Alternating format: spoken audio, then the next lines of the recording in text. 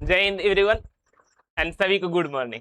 तो आज की हम लोग पहली क्लास आप लोग एक इन्फॉर्मेशन से आज की चर्चा से कर लेते। आज की हम चर्चा क्या आपसे करेंगे, तो आज की चर्चा करेंगे मुख्य चर्चा ये सब बातों पर करेंगे। देखो, सबसे पहले तैयारी करने से पहले ये बात जान लेनी चाहिए कि तैयारी किसकी कर रहे हैं, ठीक है, किसकी कर रहे हैं और उसमें हम लोग को क्या क्या करना है। ये अगर आप लोगों को कंफर्म होगा तो चलना आसान होता है। बताओ, किसी चीज का आपको हम नक्शा दे दे तो नक्शा से आप लोगों का क्या होता है, तो चलना क्या होता है, आसान होता। और ये बात आप लोगों को हम एक ईमानदारी से बात बताते हैं, अभी हम एग्जाम नहीं दिए, ठीक है। तो हो सकता है कुछ बातें, लेकिन जो एग्जाम दे दिए तो उसी से हमने सर्च रिसर्च कर ये इन्फॉर्मेशन इकट्ठा किया, ठीक है। जिन भैया ने एग्जाम दे दिया उन्हीं भैया से हमने सर्च रिसर्च खूब लिखा, खूब पढ़ा। उसके बाद हमने आकर देखा कि ये चीज आपको हम बता देनी चाहिए और ये रोड मैप एकदम बढ़िया और एकदम सही है, ठीक है। 100% इस चीज को आप फॉलो कर सकते हैं। हाँ, हमने नहीं किया, लेकिन किसी के द्वारा किया गया चीज को हम आपको बता रहे हैं, डिलीवर कर रहे हैं और ये पूर्णतः सही है। हमने इस चीज को रीचेक कर लिया, ठीक है।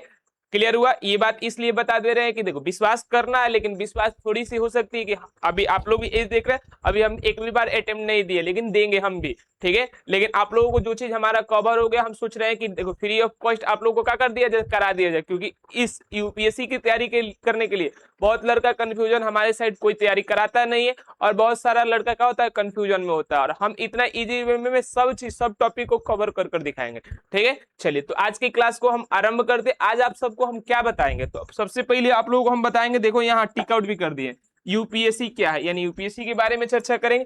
फिर यूपीएससी सीएससी परीक्षा की प्रारूप क्या है, ठीक है, इसमें हम लोग क्या क्या देखेंगे, ठीक है। इसके बाद हम लोग सिलेबस और परीक्षा का आकलन भी देख लेंगे। तैयारी कहाँ से करें, ठीक है, कहाँ से शुरू करें, यानी हम लोग सबसे पहले चीज क्या पढ़े, क्लियर। फिर कोचिंग ले या सेल्फ स्टडी करें, ठीक है। फिर प्लान बी भी बनाकर रखें, क्योंकि ये तैयारी हम लोगों का, आप लोग जानते हैं इतना छोटा तो तैयारी नहीं, तो प्लान बी भी रखें कि नहीं रखें, कैसे रखें, ठीक है। ये भी चीज की चर्चा आज होगी, ठीक है। चलिए, अब आप लोगों को एक बात यहाँ लिखा है जो हम पढ़ देते। आज हम यूपीएससी सीएससी परीक्षा का पूरा रोड मैप समझेंगे, ठीक है। आज की क्लास में आपको हम यही समझाएंगे, ठीक है। एक खाका तैयार करेंगे, एक नक्शा बनाएंगे, ठीक है। वही बात हम आप लोगों को शुरुआत में भी बना दिए, ठीक है। नक्शा बना रहे, आधार, जिसके आधार पर हमें अगले कितने साल तक, कम से कम 1 या 2 साल तक चलना है और इसी चीज पर चलना है, ये गारंटी ले लीजिए। आज जो हम बात बता दी, इसी चीज पर आप लोग को चलना है, ठीक है। किसी भी मंजिल तक पहुंचने के लिए रास्ता जानना बहुत जरूरी होता है। आप लोग भी जानते हैं, बिना रास्ता जाने आप किसी मंजिल को पा भी नहीं सकते हैं, ठीक है।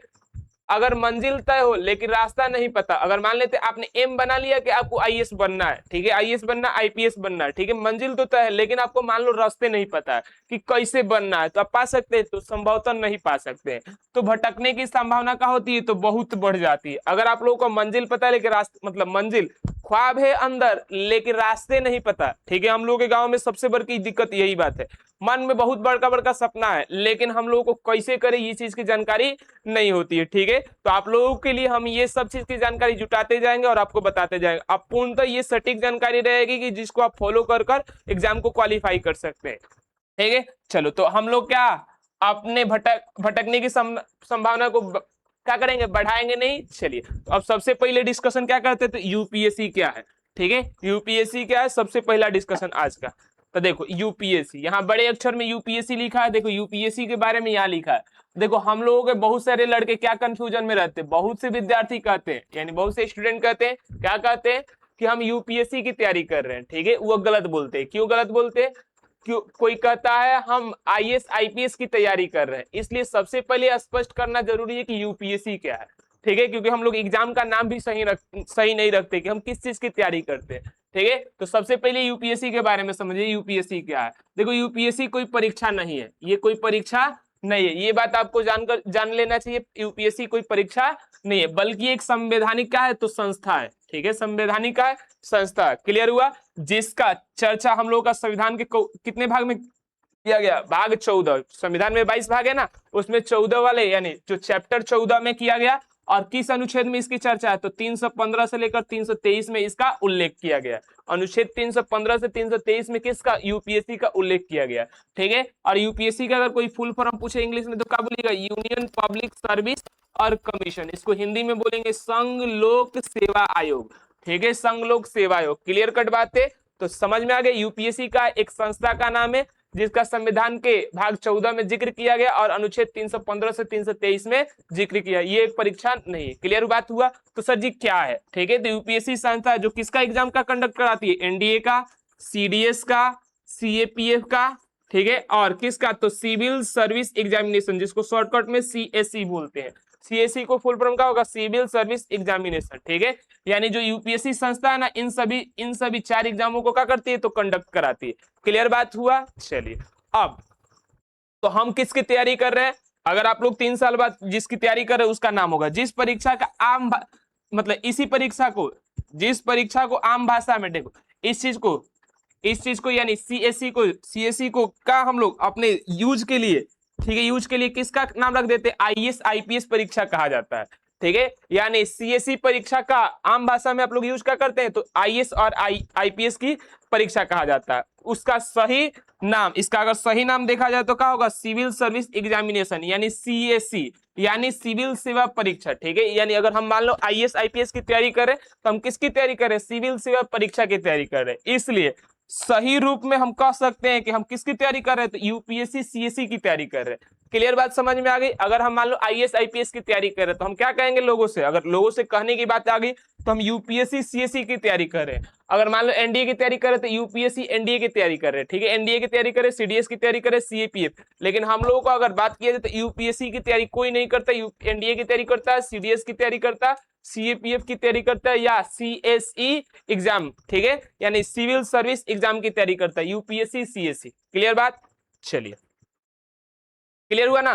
तो हम लोग किसकी तैयारी कर रहे हैं? यूपीएससी सीएससी की तैयारी कर रहे हैं, सिविल सर्विस एग्जामिनेशन की तैयारी कर रहे हैं। अब आगे अब दूसरी चर्चा हम किस पे करेंगे? दूसरी चर्चा करेंगे यूपीएससी सीएससी परीक्षा का प्रारूप कैसा है। ठीक है, तो आइए प्रारूप पर समझते हैं दूसरा क्वेश्चन। ठीक है, चलो, तो अभी सिविल सर्विस के बारे में और थोड़ी जानकारी है। क्या जानकारी है? सिविल सर्विस में कौन कौन सी सेवाएं आती है, यानी मान ले हम लोग क्वालिफाई कर लिए तो हम लोगों को कौन कौन सी सेवाएं देनी पड़ेगी। ठीक है, तो अगर देखा जाए तो पहले कितनी सेवाएं थी? 24 सेवाएं थी। कितनी थी? यूपीएससी के अंडर 24 सेवाएं पहले आती थी, जिसमें से रेलवे की 4 सेवाओं को मिलाकर अब कितना कर दिया गया है? 1 कर दिया गया। तो 4 को जब 1 करोगे तो टोटल कितना हो जाएगा? तो टोटल लगभग कितना हो जाएगा? 21 हो जाएगा। क्लियर हुआ? तो अब यूपीएससी में हम लोग का 21 सेवा है। सिविल सर्विस में अब सर्विसों की संख्या कितनी है? तो 21 है। ठीक है, अब इसमें नाम दिया जाता है ऑल इंडिया सर्विस। ठीक है, पहला सर्विस का नाम होता है ऑल इंडिया सर्विस, जिसमें कौन कौन आते हैं? तो आईएएस आईपीएस आते हैं। ठीक है, फिर ग्रुप ए सर्विस। ठीक है, ग्रुप ए सर्विस में IRS, Indian forest, Indian reserve service, Indian forest service, फिर रेलवे डिफेंस आदि आते हैं। ये किस में आते हैं? तो ग्रुप ए सर्विस में आते हैं। ठीक है, ग्रुप ए सर्विस में इसका भाग है। अब तीसरा सर्विस का नाम है ग्रुप बी सर्विस। इसमें एग्जांपल नहीं लिखे, आप लोगों को मालूम चल जाएगा। ठीक है, अब तो क्लियर हुआ ना? 21 सर्विस होता है, जिसमें ऑल इंडिया सर्विस होता है, ग्रुप ए सर्विस होता है, ग्रुप बी सर्विस होता है। क्लियर बात? अब देखो, आपकी रैंक कैटेगरी, जैसे मान लीजिए एग्जाम आप दीजिएगा तो आप कुछ ना कुछ रैंक आएगा ना। AIR 1 सुनते हैं, 3 से सुनते हैं, ये सब चीज रैंक होता है। कैटेगरी का मतलब जो जाति से आते हैं उसकी बात कर रहे हैं। ठीक है, सर्विस प्रेफरेंस, यानी जिसको आप चुनिएगा फॉर्म भरते समय, आधार पर आपको सेवाएं मिलती है। ठीक है, अगर आप लोग जब ये 3 बातों को याद रखिएगा, रैंक जितना बेहतर आएगा उतना बेहतर आपको सर्विस मिलेगा। आपका जो कैटेगरी होगा उसके अनुसार कुछ छूट मिलेगा। ठीक है, आप जो चुनिएगा उसके अनुसार आपको दी जाएगी सर्विस। क्लियर बात? तो ये आप लोग फॉर्म भरते समय ध्यान रखिएगा और रैंक लाइएगा बेहतर की बेहतर आप लोगों को क्या मिले? तो मार्क्स मिले। ठीक है, चलिए इसके बाद आता है, अब प्रारूप की चर्चा कर देते हैं। ठीक है, कि यूपीएससी के प्रारूप क्या है। जब मान लो हम यूपीएससी के एग्जाम की तैयारी कर रहे हैं तो उसके ढांचा देख लेते हैं कि यूपीएससी में हम लोग क्या करेंगे। तो देखो, इसमें कितने चरण होते हैं? तो 3 चरण होते हैं। ठीक है, यूपीएससी एग्जाम में 3 चरण, यूपीएससी सीएससी एग्जाम में 3 चरण होते हैं। सॉरी, हम भी गलती बोल रहे हैं। यूपीएससी सीएससी एग्जाम में कितना चरण होते हैं? तो 3 चरण होते हैं। पहले चरण का नाम होता है प्रीलिम्स, यानी प्रारंभिक परीक्षा हिंदी में। ठीक है, यानी पहला कोई भी इंसान होगा तो किस पर कूदेगा? तो प्रीलिम्स पर कूदेगा। ठीक है, और दूसरा, फिर इसके बाद अगर मान लो ये अगर क्वालिफाई, मतलब ये इस पर चढ़ेगा तभी ना इस पर चढ़ेगा, यानी दूसरी परीक्षा का नाम होगा मेंस परीक्षा। ठीक है, अगर मान लो यहाँ इस सीढ़ी के बाद इस सीढ़ी पर पहले तो नीचे होगा, तैयारी करेगा तो प्रीलिम्स का एग्जाम देगा, फिर प्रीलिम्स का एग्जाम देकर मेंस के एग्जाम पर पहुंचेगा, फिर कहाँ पहुंचेगा? अगर ये भी क्वालिफाई हो गया तो इंसान पहुंच जाएगा कहाँ? तो अपने बहुत मंजिल के करीब पहुंच जाएगा, इंटरव्यू, जिसको हिंदी में साक्षरता बोलते हैं। ठीक है, यानी तीसरे स्टेप पर पहुंच जाएगा। अगर ये क्वालिफाई बनेगा तो ये इसको क्या बोला जाएगा? यूपीएससी सीएससी एग्जाम इसने क्या किया तो क्वालिफाई कर लिया, और यहीं से आप लोगों को तीनों सर्विसेज में कोई सा सर्विसेज मिलेगा। क्लियर हुआ? तो प्रारूप में समझ में आया, यूपीएससी में पहला, यूपीएससी सीएससी में पहला एग्जाम प्रीलिम्स, दूसरा एग्जाम मेंस और तीसरा एग्जाम कौन होता है तो इंटरव्यू होता है। बात क्लियर हुआ? यानी 3 चरणों में ये एग्जाम होता है, एक चरण का नाम प्रीलिम्स होता है, दूसरा में मेंस और तीसरा में इंटरव्यू। अब आप लोगों को आएगा प्रीलिम्स की तैयारी कर रहे हैं तो इसमें हम लोग क्या क्या मतलब कौन कौन सा पेपर आएगा, चलिए इसके बाद देख लीजिए। इसके बाद हमने चर्चा में बताया था ना, इसके बाद अब की बात हम क्या करेंगे, तीसरा नंबर सिलेबस और परीक्षा का आकलन करेंगे। ठीक है, तो सिलेबस का आकलन कर देते हैं। चलिए, अब सबसे पहला स्टेज के बारे में सीखना होगा, यानी प्रारंभिक परीक्षा, जिसको हम लोग क्या बोलते हैं तो प्रीलिम्स बोलते हैं। ठीक है, तो प्रीलिम्स के बारे में जानना पड़ेगा। प्रीलिम्स का तो प्रीलिम्स परीक्षा, इसमें कितने पेपर होते हैं तो पेपर 2 होता है। ठीक है, प्रीलिम्स में कितना पेपर होता है और एक दिन का एग्जाम होता है आप लोगों का। ठीक है, पहले पेपर का नाम है सी सेट पेपर और दूसरे पेपर का नाम क्या है जनरल स्टडी। कोई इसको पहला कोई इसको दूसरा बोलता है। ठीक है, बात वही है। ठीक है, इसको आप पहला इसको दूसरा बोल सकते हैं, मतलब एक दिन में दोनों हो जाएगा। ठीक है, तो जनरल स्टडी जिसको शॉर्टकट में जीएस पेपर बोला जाता है, क्या बोला जाता है जीएस पेपर। ठीक है, जीएस जनरल स्टडीज को क्या बोला जाता है तो जीएस पेपर। ठीक है, अब सी सेट की बात करोगे तो सी सेट में टोटल प्रश्नों की संख्या कितनी होती है तो 80 होता है। सी सेट में प्रश्न कितने होते हैं 80। आपको समय कितनी दी जाती है तो 2 घंटा। ठीक है, और ये आपको जानकर बहुत खुशी होगा कि इसमें आपको 33% ला दीजिएगा, 33% ला दीजिएगा तो क्या होगा तो आप लोग क्वालिफाई। तो 80 का 33% आप निकालिए, तो 80 का 33% निकालिएगा तो 33 बट्टा 100 लिखिएगा ना, 1 0 से 1 0 खत्म, कितना 3 बटे 24, 8 का 24 और 8 का 24 और 2 26। ठीक है, और नीचे साइड कितना तो नीचे साइड हम लोगों का नीचे साइड कितना रहेगा 10, नीचे साइड 10। क्लियर? यानी आप लोगों को कितना 26 क्वेश्चन सही मार देना, लगभग 27 क्वेश्चन क्या कर देना तो सही मार देना, 80 गो में आप क्वालिफाई हो जाएगा। ठीक है, यानी 33% रिजल्ट आ जाएगा। अगर आप लोगों ने 80 प्रश्न में कितना 26 या 27 प्रश्न सही टिक आउट कर दिया तो आप इस पेपर में क्या हो जाएंगे तो क्वालिफाई हो जाएंगे। ठीक है, फिर बात करते हैं इसमें सब्जेक्ट कौन कौन होता है तो मैथ होता है, रीजनिंग होता है और कॉम्प्रिहेंशन होता है, और कुछ सब्जेक्ट होता है जो कि लिखे नहीं है। ठीक है, मेनली ये 3 सब्जेक्ट पे यहाँ फोकस किया जाता है, मैथ पर, रीजनिंग पर। अब देखो लड़का बहुत कंफ्यूज हो जाता है, हमने जहां यहाँ रीजनिंग बोल दिया ना तो क्या करेगा तो बिहार पुलिस का रीजनिंग पढ़ने लगेगा, एसएससी का रीजनिंग पढ़ने लगेगा। इसका रीजनिंग इसका मैथ अलग होता है। ठीक है, यानी प्रत्येक एग्जाम का अपना अपना रीजनिंग होता है, अपना अपना मैथ होता है। ठीक है, तो ये मत सुनिएगा मैथ बोल दिए तो किसी भी एग्जाम का मैथ इसमें लगा दीजिएगा, किसी भी एग्जाम इसका पर्टिकुलर मैथ होता है, इसका अलग मैथ होता है, पढ़िएगा तो आपको समझ में आ जाएगा। इसका भी रीजनिंग अलग होता है। ठीक है, कंप्रिहेंशन अलग होता है। यानी इसी एग्जाम की तैयारी करना, जो भी आपका टीचर बोलेगा हम इसकी तैयारी कर रहे हैं उसी को फॉलो कीजिए। हम लोगों में सबसे बड़ी गलती क्या होती है, अगर हम बोल दिए मैथ पढ़ाते हैं तो मैथ किस चीज का पढ़ाते हैं ये सबसे पहले सुनिए। ठीक है, ये नहीं कि मैथ पढ़ाते हैं तो हर चीज का मैथ सेम होता है, अलग अलग सब चीज का होता है। ठीक है, चलिए अब आते हैं इसके बाद इस पेपर का आधार पर आप लोगों को मेरिट, जैसे मेरिट बनता है ना, आप मेंस परीक्षा देने जाइएगा तो किसके आधार पर तो जीएस पेपर के आधार पर बनेगा। ठीक है, ऑल इंडिया कट ऑफ बनेगा, उसी के आधार पर हम लोग क्या करेंगे तो इसमें पास आउट किस में तो जनरल स्टडीज में। ठीक है, तो इसमें मेरिट बनती है यानी कट ऑफ बनती है। ठीक है, अब सब्जेक्ट में कौन होता है तो हिस्ट्री होता है, पॉलिटी होता है, क्या होता है तो ज्योग्राफी होता है, इकोनॉमिक्स होता है, और क्या होता है तो इन्वायरमेंटल एंड क्या होता है तो इकोलॉजी, और क्या होता है साइंस एंड टेक्नोलॉजी, उसके बाद करंट अफेयर होता है। ठीक है, तो ये तो हम लोगों को बचपन में अगर देखा जाए तो इनडायरेक्टली सोशल साइंस, हिंदी में हम लोग क्या बोलते हैं तो सामाजिक विज्ञान, सामाजिक विज्ञान, ये भी सामाजिक विज्ञान, ये भी सामाजिक विज्ञान, ये भी सामाजिक विज्ञान, और ये भी सामाजिक विज्ञान, और ये भी ज्योग्राफी का पार्ट है तो ये भी सामाजिक विज्ञान, और यहाँ आ जाता है साइंस, थोड़ा सा साइंस है, और उसके बाद ये भी सामाजिक विज्ञान और साइंस को क्या कर दिया जाता है आप लोगों को ऐसा ही करंट अफेयर पढ़ना है जिसमें सामाजिक विज्ञान की कुछ बातें हो। ठीक है, और किसकी बातें हो साइंस और टेक्नोलॉजी की बातें हो, वही वाला करंट अफेयर पूछा भी जाता है। क्लियर बात? चलिए अब इसके बाद आता है नीचे, हमने आप लोगों को देखो एक बात हिंट कर लिख दिया है, क्या सी सेट का है क्वालिफाइंग करना जरूरी है और जीएस में कट ऑफ के अनुसार अंक लाना जरूरी है। ठीक है, इसको क्वालिफाई कर दीजिए, 26 को टिक आउट कर दीजिए, इसका नैया पार हो जाएगा। लेकिन यहाँ हम लोग का कंट्रोल नहीं है, यहाँ ठीक है, यहाँ हम लोगों का कंट्रोल नहीं है, यहाँ ऑल इंडिया कट ऑफ जो बनेगा लेकिन बहुत कम बनता है, 50% बनता है, याद रखिएगा। ठीक है, यानी कितना अगर 200 नंबर का होगा तो 95 90 बनता है। ठीक है, यानी बहुत कम बनता है, यानी अगर इसमें 100 प्रश्न होते हैं, इसमें 80 प्रश्न होते हैं तो इसमें 100 प्रश्न होते हैं। ठीक है, ये बात लिखे नहीं है लेकिन इसमें 100 प्रश्न होते हैं। क्लियर? चलिए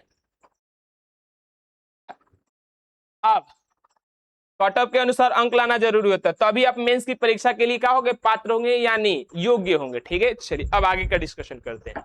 अब आगे आप लोगों को किसके बारे में, तो प्रीलिम्स हो गया। अब आप लोगों का परीक्षा का नाम है मेंस परीक्षा। ठीक है, अब मेंस परीक्षा जब मान लीजिए देने जाइए, प्रीलिम्स मान लीजिए हमारा निकल गया, प्रीलिम्स निकल गया, हमने दोनों पेपर को 33% इसका ला दिया और उसमें कट ऑफ का कर दिए तो पास कर दिए। अगर कट ऑफ पास कर दिए तो हम लोग, हमारा सामना कहाँ होगा, कौ गो पेपर से होगा, तो 9 गो पेपर से होगा। ठीक है, हमारा सामना होगा 9 गो पेपर से। इसमें 2 गो पेपर को फिर से हमको क्या करना पड़ेगा, क्वालिफाई करना पड़ेगा। ठीक है, क्वालिफाई का मतलब एक यूपीएससी ने इतना परसेंट सेट किया, आपका नॉलेज जांच रहा है कि ठीक है कि नहीं है। ठीक है, और 7 गो पेपर जो कि होगा का, उसके लिए मेरिट बनेगा, 7 गो पेपर हमारा मेरिट बनाएगा।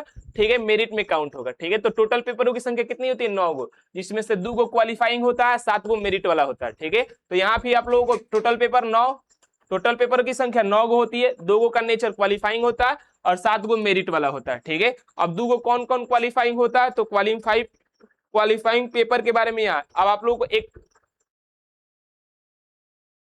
देखो, क्वालिफाइंग पेपर के बारे में यहाँ डिस्कशन किया गया। क्वालिफाइंग पेपर में सबसे पहला पेपर होता है इंग्लिश लैंग्वेज पेपर। ठीक है, जो हम लोग का होता है ना अंग्रेजी भाषा का पेपर, अंग्रेजी भाषा का पेपर टोटल कितना होगा, 300 मार्क्स का।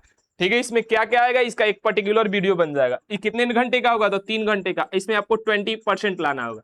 ठीक है, यानी जितने मार्क्स होगा ना उसका 300 मार्क्स का 20% निकाल कर दिखाइए, तो 300 का 20% यानी लगभग 75 नंबर, 25 या 75 यानी 75 नंबर ला देंगे तो इंग्लिश पेपर क्वालिफाई हो जाएगा। ठीक है, चलो इसके बाद भारतीय भाषा पेपर, हम लोग तो इसमें हिंदी लेंगे। ठीक है, इसमें भी आपको 25% लाना होगा। ठीक है, यानी 8वीं अनुसूची में दी गई 22 भाषाओं में से कोई एक भाषा चुन लीजिएगा और उसको क्वालिफाइंग नेचर का होता है, ये भी 25% लाएंगे तो पास हो जाएंगे। क्लियर हुआ, तो यानी हम लोग क्या के, ठीक है, यानी क्वालिफाइंग पेपर में, क्वालिफाइंग पेपर इंग्लिश लैंग्वेज मतलब कौन कौन पेपर होता है, तो 2 गो, एगो मान लेते हैं हम लोग के अनुसार, एगो इंग्लिश होगा एगो हिंदी होगा। ठीक है, इसको इसमें कितने परसेंट लाना होगा, 25%, यानी 75 नंबर ला देंगे हम लोग का ये पेपर क्वालिफाई हो जाए। ठीक है, मान लेते हैं ये भी हम लोगों ने क्वालिफाई कर दिया, इसकी तैयारी कंप्लीट हो गई। अब आते हैं मेरिट वाला 7 पेपर। तो मेरिट वाला में पहले आप लोगों को एसी आएगा। ठीक है, एसी जिसको हम लोग निबंध बोलते हैं ना हिंदी में, तो निबंध यानी पहला निबंध से आप लोगों का क्या होगा, तो सामना होगा। ठीक है, दूसरा किससे सामना होगा, तो जीएस पेपर 1 से। इसका सिलेबस हम दिखा देंगे, सिलेबस का होता है। तो ये पेपर के नाम है। ठीक है, 7 पेपर के नाम है। पहला पेपर का नाम है एसी, दूसरा पेपर का नाम है क्या, GS paper 1, GS paper 2, GS paper 3, GS paper 4। और इसके बाद आप लोगों का जो भी क्या होता है आपने चुना होगा ऑप्शनल पेपर। ठीक है, ऑप्शनल पेपर क्या होता है, तो आप लोगों के सब्जेक्ट के रुचि के अनुसार होता है। मान लेते हैं हमको फिजिक्स पसंद है तो हम अपना ऑप्शनल पेपर क्या रखेंगे, तो फिजिक्स रखेंगे। ठीक है, ऑप्शनल पेपर क्या रखेंगे, फिजिक्स रखेंगे। ठीक है, तो जो सब्जेक्ट में आपकी रुचि और कमांड बढ़िया होती है, और ये चीज बोला जाता है क्या, जब आप पूरा यूपीएससी पढ़ लीजिए उसके बाद जो सिलेबस आपका क्या होता है रुचि, जैसे मान लो पॉलिटी में रुचि होती है तो उसी को ऑप्शनल में रख सकते हैं। चाहे ये चीज कहा जाता है जो आपका ग्रेजुएशन का सब्जेक्ट है ना, हम लोग के बिहार के साइड सबसे दुख भरी कहानी यही क्या है कि हम लोग बिहार में ग्रेजुएशन पढ़ते ही नहीं है, तो हम लोग का सिलेबस से जानकारी भी नहीं होता और अच्छा भी नहीं होता, तो उसको लेने का भी कोनो फायदा बनता नहीं, हम लोग ऐसे ले लेते हैं और उसमें एक दिन भी ठीक से नहीं पढ़े। तो हम लोग का वैसे ग्रेजुएशन नाम से किए, लेकिन क्या हुआ है, तो उसमें हम लोगों का एक भी जानकारी, पॉइंट की जानकारी नहीं है। ठीक है, तो ऑप्शनल उसको बनाना बहुत घातक हो जाता है। ठीक है, तो ऑप्शनल किसको बनाएंगे, जिस पर कमांड हो, जिस सब्जेक्ट पर आपको कमांड हो। ठीक है, और जिसमें आप खूब जानते हो उसी को क्या करेंगे, तो उसी को ऑप्शनल पेपर बनाएंगे, और जिसको पढ़ने में बहुत रुचि हो। क्लियर हुआ, अब सभी पेपर देखा जाए तो कितने मार्क्स का होता है, 250 मार्क्स का होता है। ठीक है, और हर पेपर कितने घंटे का होता है, तो 3 घंटे का होता है। क्लियर मालूम चल गया, सही पेपर का नंबर कितना होता है, 250 और 3 घंटे का होता है। तो 7 में 250 से गुना कीजिएगा तो बताओ कितना होगा, 7 में 250 से गुना कीजिएगा तो 7 पचे 35 का 5 3 7 दूना 14 3 17, यानी टोटल नंबर 1750 होगा। टोटल नंबर कितना होगा, 1750। साते को ना, ये 1750 आप लोगों को मेरिट के लिए काउंट हो, और इसमें से ही आप लोगों का क्या लाना है, इसी में से नंबर लाना होता है। ठीक है, 1750 में से। क्लियर बात, चलो इसके बाद अब तैयारी कहां से शुरू करें, ये तो हो गया किसका। अब इंटरव्यू के बारे में चर्चा आप लोग उसी टाइम मिलती है, इंटरव्यू में क्या क्या होता है। ठीक है, आप प्रीलिम्स पेपर दे दिए, मेंस दे दिए, अब इसके बाद अगर क्वालिफाई होगा तो इंटरव्यू के लिए आपको बुलाया जाएगा। ठीक है, अब चलो, अब मान लो हम लोग कहाँ है, अभी शून्य, यानी अभी हम कुछ नहीं जानते यूपीएससी कहाँ तैयारी करें, कैसे तैयारी करें। तो अभी हम बता रहे कैसे तैयारी करना, हम भी आप लोग इस यूट्यूब चैनल पे क्या करेंगे, तो सबकी तैयारी शून्य से कराएंगे। मान लेते हैं हम लोग कहाँ खड़े हैं, तो शून्य पर खड़े हैं। ठीक है। तो शून्य पर खड़े हैं तो तैयारी कहाँ से शुरू की जाए, ठीक है। तो सबसे पहले तैयारी शुरू करने के लिए, ठीक है, आप लोगों को क्या होगा, पहले आप लोगों को हमने क्या सिलेबस को अच्छे तरीके से समझा दिया, ठीक है, समझ लेना चाहिए आपको भी, ठीक है। उसके बाद आपको किस पे कूदना चाहिए, एनसीईआरटी पे कूदना चाहिए, ठीक है। एनसीईआरटी पढ़नी चाहिए। अब एनसीईआरटी तो हम पढ़ा भी रहे हैं, कल स्टार्ट किए थे ना, पहले स्टार्ट किए आपको क्या किया थी, हिस्ट्री की। हिस्ट्री कहाँ से कहाँ स्टार्ट करना, क्लास 6 से 12 तक, ठीक है, खत्म कर लेना। और ठीक है, उसके बाद क्लास ज्योग्राफी भी कहाँ से, 6 से 12 तक, ठीक है। और पॉलिटी कहाँ से खत्म करना, 9 से 12 तक, ठीक है, यहाँ 6 से नहीं स्टार्ट करना। फिर इकोनॉमिक्स किसका किसका, तो 11 का और 12 का पढ़ लेना है, ठीक है। या जरूरत के अनुसार बेसिक भी कोई होगा तो उसको भी पढ़ लेना, क्लियर है। इकोनॉमिक्स यानी 4 चीजें हम लोगों का सामाजिक विज्ञान के अंतर्गत आएगा। ये एनसीईआरटी बुक आपको रीडिंग करना है मस्ट शुरुआत में, ठीक है। ध्यान रखिए शुरुआत में एनसीईआरटी रटने की जरूरत नहीं है, मतलब हम एनसीईआरटी को बिना स्ट्रेस से पढ़ेंगे कि हमको याद करना, वनली समझेंगे कि पहला चैप्टर हम लोगों का कल पढ़े थे नहीं, इतिहास का, क्लास 6 का नाम याद रखेंगे, प्रारंभिक कथन में क्या था, क्या कब और कैसे, यानी इतिहास में हम लोग जानकारी लिए थे, बस इसी चीज के की क्या हम लोग का कौन हम लोग पढ़े थे ना, अभिलेख, पांडुलिपि, इस सब चीज क्या है, इस सब चीज की जानकारी हम लोगों को कैसे मिली है, ठीक है। तो ये है इस सब चीज का, तो खाली एक बार समझ लेना है, ठीक है, कि उसमें क्या क्या दिया है। नोट्स भी पहली रीडिंग में नहीं बनाना, आप लोगों को हम नोट्स तो दे भी रहे हैं, उसको पढ़ लीजिएगा, आपका कवर हो जाएगा। तो पहली रीडिंग में नोट्स भी नहीं बनाना, दूसरे में बना सकते हैं जब हम लोग परीक्षा देखेंगे तो, ठीक है। एनसीईआरटी पहला पहला आप लोगों को क्या दिखा देगा, पहला काम यह है कि आपको यह बता देगी कि आप इस विषय में, ठीक है, इस विषयों में रुचि है या नहीं है, ठीक है। जिसे रुचि के अनुसार बताया था ना, ऑप्शनल भी चुन सकते हैं। इस परीक्षा की यात्रा आगे चल पाएंगे कि नहीं, जिसे मान लो यही आपको हार्ड लगेगा, एनसीईआरटी पढ़ना ही हार्ड लगेगा, तो हम कहेंगे एग्जाम में छोड़ दीजिए, ठीक है, एग्जाम छोड़ दीजिए। कारण है कि पढ़ना बहुत नीड है, मेंस के एग्जाम के लिए पढ़ना बहुत ही नीड है। प्रीलिम्स के लिए प्रेफरेंस बुक हो जाता है, लेकिन मेंस के एग्जाम के लिए आप एनसीईआरटी को पढ़ना बहुत ज्यादा नीड हो जाता है, ठीक है। चलिए इसके बाद अगर आता है, अब क्लियर हुआ, सुनने से हम लोग कहां से स्टार्ट करें, क्लियर हुआ। उसके बाद मान लो एनसीईआरटी जब खत्म हो जाता है तो अब क्या करना, वो भी आपको जानकारी आगे देंगे, ठीक है। चलो, तो कोचिंग ले या सेल्फ स्टडी करें, देखो अगर माना जाए तो सबसे बढ़िया कोचिंग होता है, लेकिन कोचिंग का डिमांड और पैसा इतना ज्यादा है कि हम लोग अफोर्ड नहीं कर सकते। अगर आप अफोर्ड कर सकते तो हमारे दृष्टि से और हमारे लिए आप लोगों का एक सजेशन रहेगा, आप कोचिंग ज्वाइन कर लीजिए। लेकिन हम जानते हैं कि कोचिंग में इतना ज्यादा पैसा लगता है कि हमारे इलाके में जो भी बच्चे हैं, जो भी हमारे बहन भाई हैं, कोचिंग को अफोर्ड नहीं कर पाएंगे, ठीक है। तो हम लोगों के लिए सबसे बढ़िया क्या है, सबसे बढ़िया घर पर रहे, कोई लाइब्रेरी ज्वाइन कर ले और सेल्फ स्टडी स्टार्ट करे, ठीक है। सेल्फ स्टडी या आप देखो यहाँ हम लिखे भी हैं, आपके पास संसाधन है यानी पैसा है, ठीक है, तो ऑफलाइन कोचिंग ले सकते हैं, ठीक है, अगर पैसा है तो ले सकते हैं। लेकिन जिन विद्यार्थियों के पास पैसा या सुविधाएं कम है, ठीक है, सुविधाएं कम है, उन्हें घबराने की जरूरत नहीं। एक टेक्नोलॉजी हम लोग को एक चीज दे दिया है, सोचने की पावर, ठीक है। अगर आज टेक्नोलॉजी नहीं होता तो आज कोई भी बच्चा ना नीट की तैयारी की सोच सकता था, ना आईआईटी। छोटा छोटा बच्चा भी सोच रहा है कि हम डॉक्टर बने, इंजीनियर बने और क्या बने, बड़ा बड़ा अधिकारी बने, ठीक है। छोटा छोटा बच्चा, गाँव के बच्चा सोच रहा है, ठीक है। ये गाँव के लिए नहीं था, ये छोटे इंसान के लिए बना भी नहीं था, ठीक है। क्या तो एक डॉक्टर, एक इंजीनियर, एक आईएएस आईपीएस अफसर, ये छोटे लड़कों के लिए नहीं बना था, ये किसके लिए बना था, तो खाली अमीरों के लिए बना था, ठीक है। लेकिन टेक्नोलॉजी ने आप लोगों को एक चीज दे दिया है कि आप घर बैठे भी सोच सकते हैं कि हम ये एग्जाम की तैयारी कर सकते हैं। खाली एक चीज का है, आपको रास्ता मालूम होना चाहिए।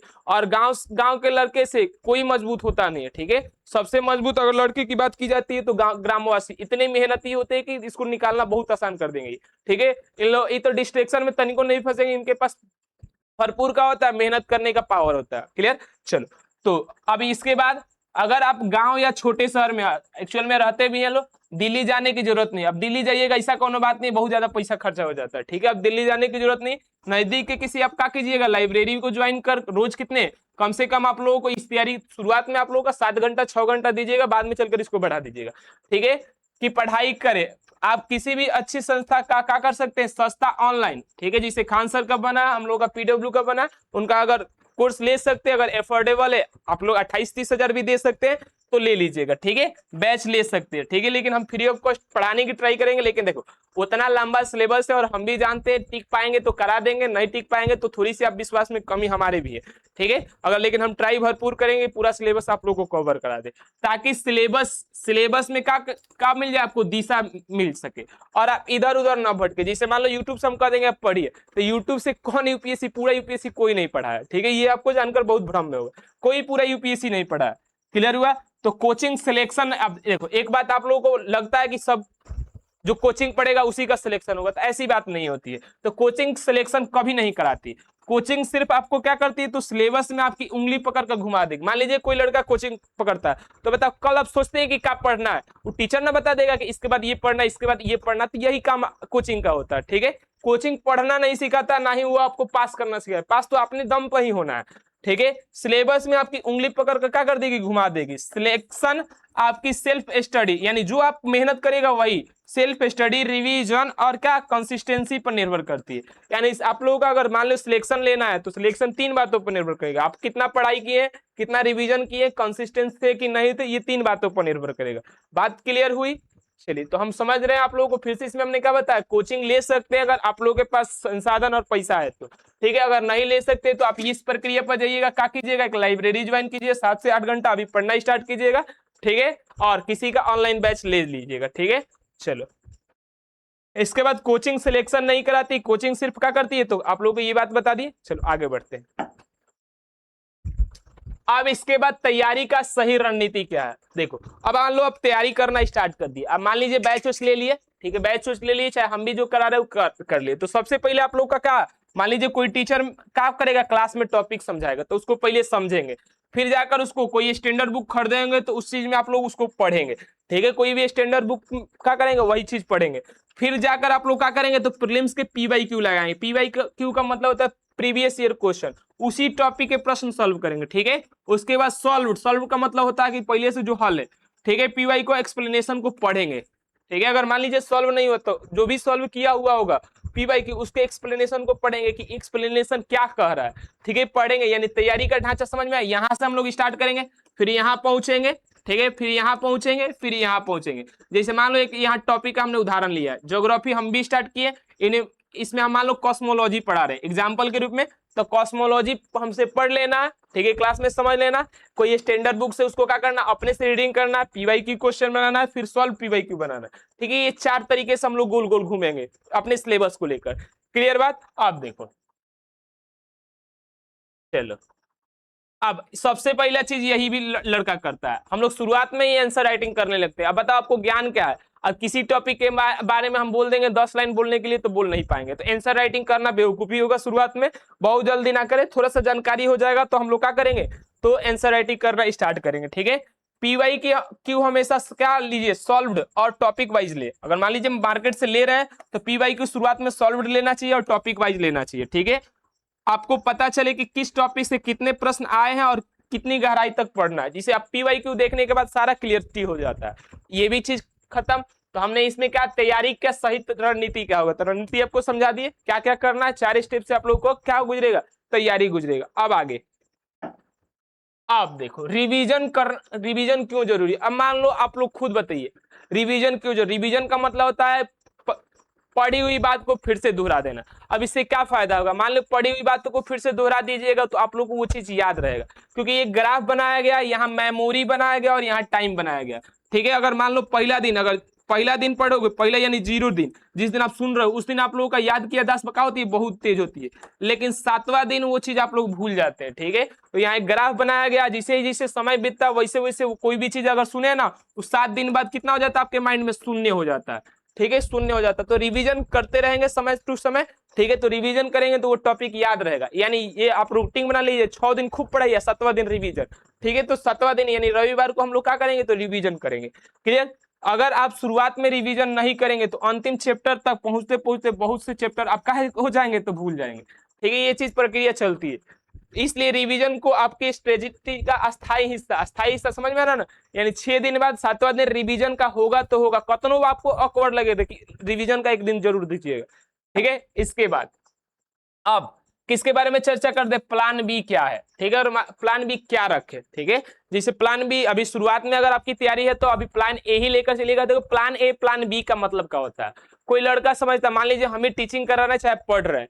ठीक है, तो प्लान बी ऐसा नहीं होना चाहिए कि डायरेक्ट इससे अलग हो। डायरेक्ट क्या हो, इससे अलग हो। जैसे मान लो हम अपने कास्ट की बात बताते थे सुनारे, तो जैसे हम डायरेक्ट मान लो हम पढ़ रहे हैं, डायरेक्ट सुनारी करना स्टार्ट कर दे तो बताओ पढ़ाई में ई प्लान बी कहलाएगा? ई प्लान बी नहीं कहलाएगा, बेवकूफी कहलाएगा। डायरेक्ट ट्रैक बदल देंगे, ट्रैक बदल देने से क्या होगा, तो मान लीजिए जो भी तैयारी वो शून्य हो जाएगी, जो भी तैयारी होगी वो शून्य हो जाएगी। तो प्लान बी कैसा बनता? प्लान बी बनता प्लान ए के शाखा को जोड़ने वाला।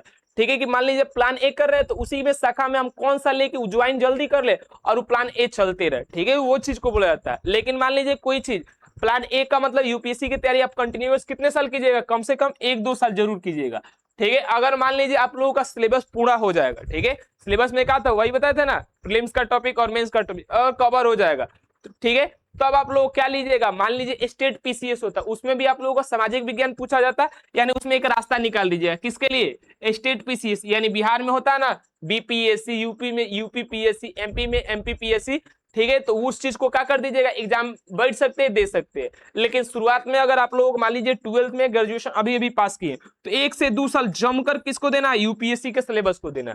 ठीक है, जब सिलेबस कंप्लीट हो जाए तब यहाँ पर कूदना है। ठीक है, आगे दोनों में शुरुआत में आप कूदेंगे तो देखो यही चीज होगा, लेकिन शुरुआत में यूपीएससी और स्टेट पीसीएस दोनों साथ लेकर चलना क्या हो जाएगा, कंफ्यूजन। मान लीजिए कोई बैच लीजिए, मन में आ रहा है बीपीएससी दे दे, बीपीएससी की तैयारी करते, बीपीएससी और यूपीएससी में थोड़ा सा तो अंतर होता है, अंतर होता है। देख यही चीज है, मान लो अंतर होगा तो क्या होगा, कंफ्यूजन होगा। कंफ्यूजन होगा तो एक दिन पढ़ाइयो नहीं होगा, देखिएगा, क्योंकि दोनों परीक्षा का पैटर्न और क्वेश्चन पूछने का तरीका थोड़ा अलग होता है, तो कंफ्यूजन तो होगा, आम बात है। ठीक है, और इसके बाद यहाँ चर्चाएं समाप्त होती है, चर्चा समाप्त होती है। ठीक है, और आप लोगों के लिए एक शायरी लिखे। ठीक है, तो यहाँ पर आप लोगों को उम्मीद करते हैं सब चीज समझ में आया होगा। ठीक है, यहाँ एक भैया का शायरी था, उनका ही शायरी हम बोल देते हैं क्या, यह वक्त भी हमारा एक दिन का हो जाएगा, गुजर जाएगा। जिसे हम लोग अभी संघर्ष में है लोग, तो संघर्ष में तो यह वक्त भी हमारा क्या होगा, एक दिन गुजर जाएगा। काफिला हमारा भी कहीं पहुंच जाएगा, जिसे किसी ना किसी चीज का हम लोग तैयारी कर रहे हैं तो काफिला हमारा भी क्या होगा, पहुंच जाएगा। कब तक मिलेगी सिर्फ ठोकरे ही हमें, किरदार हमारा भी एक दिन क्या हो जाएगा, तो संभल जाएगा। ठीक है, इसी के साथ अपने वाणी को हम विराम देते हैं और सभी को शुभकामनाएं के साथ अपने तैयारी में लगे रहिए। हम आपके सपोर्ट में हमेशा खड़े रहेंगे। जय हिंद, जय भारत।